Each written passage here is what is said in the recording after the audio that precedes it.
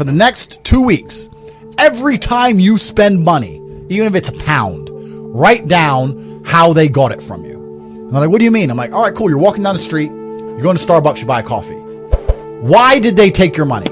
Why did you want their coffee and not another coffee? Did you buy a cake as well? Why did you buy a cake? All right, cool. So now you identified how they took your money. Then realize how they could have took more of your money. You bought a cake, but you didn't buy a sandwich. Why? The sandwiches weren't on display, or they looked cold, or they looked rubbish. So you need to start identifying how your money is taken from you. Because once you identify how your money is taken from you, you can start to actually intelligently think about how you can take money from other people. You have to take things from other people. And by taking it, I'm not saying go rob a bank. I'm not saying that. I'm saying completely the opposite. You can be a philanthropist. I'm taking money from everyone inside of Hate You, but I'm changing their lives. It's a good thing. When you see somebody that has something you want, you just got to try and work out how they got it. Yeah. And that's the missing part. Most people see people with things they want and they don't do the second half. They don't try and work out how they got that thing. It's like in chess, they say good moves come from good positions. It's true. You can't find a good move from a terrible position, right? You got to be in a good position to take advantage of things. So you've always got to be in a position where you have a good network, you have good information, you have some kind of liquid money, you have the ability to survive without that money, you can take a risk. Like, it's hard to set yourself up. Truthfully, if you want to learn a lesson about business, you're going to have to suffer at some point, right? So we always say that most people are not successful with their first companies, X, Y, Z, blah, blah, blah. I get that. The truth is, there's a lot of people who make a lot of money with their first company, but they just spunk it, act an idiot, and it all blows up in their face. So you need to go through some pain. You need to experience some negative things. You need to have to a degree some trauma to really even learn any lessons. So yeah, business studies, you're right. The book, that's not going to teach you anything about business. You need to get out there on the streets. You need to make mistakes. You need to suffer. And I really think that humans are stupid enough to only learn the hard way. That's kind of how it works. There's a lot of people who talk about passive income, and we'll talk about passive income because I think that's the biggest scam on the planet. The idea of passive income in and of itself is a lie. You're the first person on the podcast to say that. bro. Yeah, no, like everyone goes, oh, I want passive income. Well, of course you do. Everyone wants passive income, but tell me how you're going to get it. If you have no money and you're coming to me saying, I want to make passive income, why are you not making active income? Get up off your and work first. Because there's no such thing as completely, truly 100% passive. The idea that people with no money are already so concerned with making money without work is amazing to me. You should be worried about active income. If you show me, if I'm a brokey, and you show me how to make $1,000 an hour, I don't sit there and go, okay, but how can I make that passive? I look at passive income because I have 18 hours a day I work.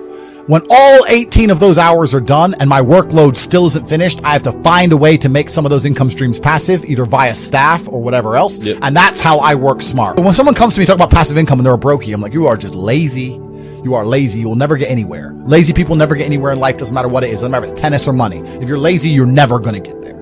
That's how it works. The people who come along and talk about passive income, they sound like quitters to me. They sound like people who don't want to work. I love work. I'm ready to work. I'll dig a hole. Bro, you offer me $1 billion right now and give me a shovel, I'll dig a hole. I don't have any assets in the UK. They're going to make a bunch of letters, send it to a bailiff. Bailiff's going to drive around the UK. I don't even live here. Boom, it's over, right? If I had a 20 million pound house, eventually it's going to go, the 60 pound becomes 120, 120 becomes 240. Yeah, bailiff comes, $2,000, $3,000, boom, boom, boom. Gets to the point where they're going to take my 20 million pound house off me. And that's the problem with property. Property is a tricky one. I know you can make money with it, but you have to understand that they'll use it against you, man. It's a leverage. So money does make life fun, but when you have limitations, you're better at living in the moment and you're better at appreciating things. So what happens is now at my point, right, no matter how much fun I'm having, it's always, even if it's only 1% in the back of my mind, that it could be more fun somewhere else. Without those brokey days, without those original days to compare it to, without that juxtaposition, then I don't think being rich would be fun at all. I think it's only fun because you can compare it to the days when you weren't rich. That's the only thing that makes it fun. And I think if you're born with too much money, that you'll never truly be happy. I think you need the brokey days. They're the best days. Anyone who's out here who's broke, good. These will be the happiest days of your life once you made it. You just got to remember everything and sit around with your boys. I think sales jobs are probably the best job any person can get. If I had to get a job again, it'd be a sales job. Because you learn a lot as a salesman. And sales is a really important skill. You learn a skill, and also if you're actually good at it, it's not even really like having a job. They don't fire the top salesman. If you're a salesman, it's the only time you get any kind of freedom. And also all the responsibility and all the pressures on your back where it belongs as a man. You need to adopt stress and adopt problems if you want to be successful as a man, and as a salesman you get that. I tried a million things, and that's what you have to do. You have to try a bunch of things and learn a bunch of lessons until you finally find something that works. You can get to a point of income, you can get to a point of wealth generation where literally everything, I don't know how else to say it. I want to say it in a more articulate way for the sake of the podcast. The only way I can explain it is everything is free. That's how I view the world. Everything's free. If I want something, it's free. We live in a world where the most valuable currency, the most valuable thing that exists is attention. It's extremely difficult to get because people's attention spans are lower than ever. Yep. Bro, they're non-existent. So now we live in a world where if you can find a way to hack these algorithms and you can find a way to get attention, and there's lots of different ways to do that, then you can find a way to monetize it. And off the back of that, you can become a very, very wealthy individual. Follow the path that your parents followed. You're not going to ever become rich. You need modern ways to make money, modern wealth creation. So there's so much money that can be made, but you have to find a way to get attention in the first place, right? That's the hard part. And if you look at a lot of companies, so many of them have huge profit margins, but they have to spend all their money on advertising to sell any product, and then the margin gets wrecked because they have to get attention the old-fashioned way. Most people are trying to do the smart work before they do the hard work. It's kind of like talent, right? You don't notice if you're talented at something until all the hard work's done. Yep. I could be the most talented tennis player in the world, but I don't play tennis. So if I go down the tennis court, Joe Schmo is going to smoke me. Yeah. You have to do the hard work first. If there's no hard work, there's no smart work. So someone's going to sit there and go, I work smart, I don't work hard, so I only have to work an hour a day. If working smart gets you a lot done in an hour a day, then you should work smart for 12 hours a day and get 12 times the work done. My entire life is work. And people don't want to look at life that way. They want to talk about work-life balance and being lazy and all this crap. I don't believe in any of that. I believe in if you want to win, you have to outcompete the man who's prepared to do nothing but work. It's player versus player. Or quitters. I can't stand quitters. We have a thing inside Hustlers University. If someone unsubscribes, I ban them. Is it? Yeah, you're not allowed to rejoin. Yeah. Quitters can have every single advantage. Quitters can have all the information. Quitters can have all the tutelage. Quitters can have a mentorship. Quitters can have someone who messages them every morning, hey bro, let's get it. And guess what they're going to do at the end? Quit. You need the people who don't quit. I don't quit.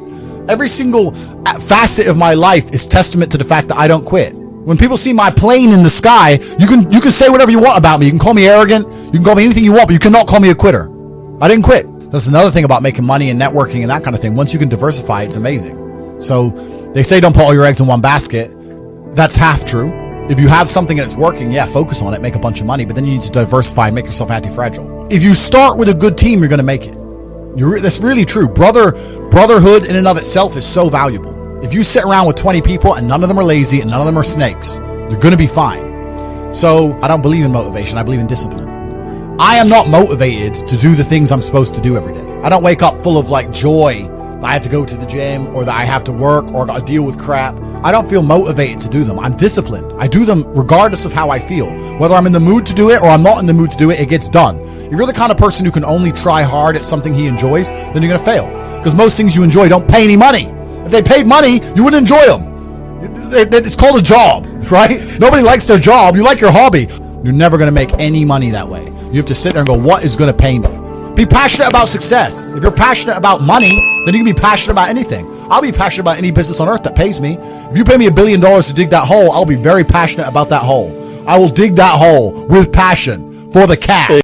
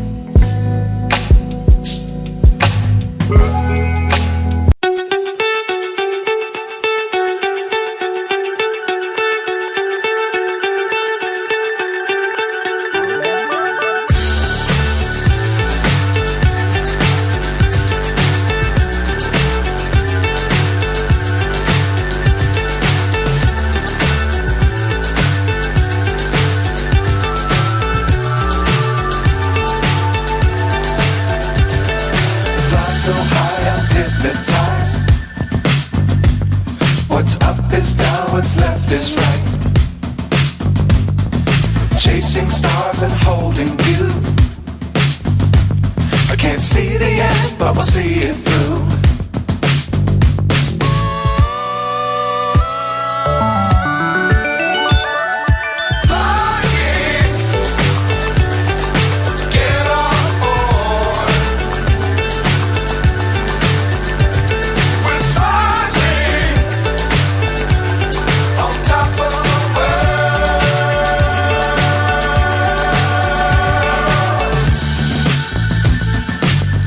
Times don't fly too high. Be sure to keep the ground in sight. Fly forever if you keep it tight. Love the world but keep the sky on your mind.